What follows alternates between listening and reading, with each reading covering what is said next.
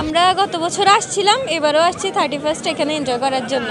আমরা নোয়াখালী থেকে আসছি, ভালো লাগতেছে। আজকে এই যে আসলাম, বের হলাম, এখন সবাই মিলে একটু আড্ডা টাড্ডা দিব, বিচে এনজয় করবো আর কি।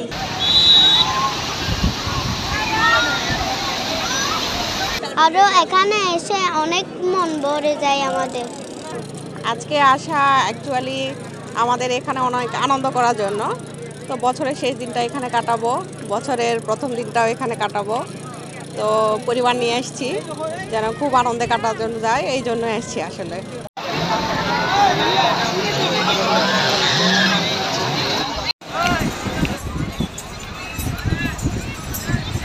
পুরনো দিনগুলো অনেক ঝড়ঝাপটার মধ্যে আমরা কাটাই আসছি। আজকে 31st নাইট, রাত পোহালের জন্য আমরা সুন্দর সমৃদ্ধ একটা দেশ পাই। মানুষের সাথে হানাহানি কাটাকাটি যেন বন্ধ হয়, যাতে ভালোবাসা হয়, এবং বর্তমানে রাষ্ট্রে যারা নিয়োজিত আছেন তারা যেন একটু ভালো নির্বাচন দেয়। আমরা যেন দ্রব্যমূল্য ঠিকমতো মধ্যবিত্তরা নিম্নবিত্তরা কম দামে কিনে খেতে পারি, ভালো মতো বাঁচার মতো বাঁচতে পারি, এই প্রত্যাশায় আজকে আমাদের এখানে আসা।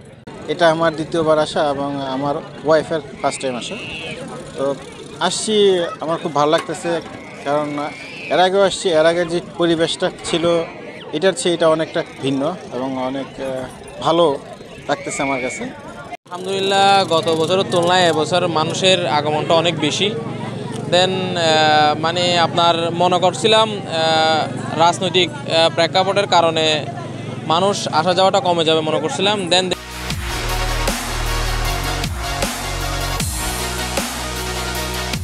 থেকে আল্লাহর রহমতে আমাদের কক্সবাজারে এখন বর্তমান অবস্থা অনেক ভালো, আগের থেকেও। এখন বলতে গেলে যদি প্রশাসনিকভাবে যদি আমাদের বিচের যে ইয়াটা আছে আপনার নিয়মকানুনটা, ওই নিয়মকানুন অনুযায়ী যদি পর্যটকরা আসতে পারে, তাহলে মনে করি ভবিষ্যতে আরও সুন্দর একটা ব্যবস্থা হবে আর কি।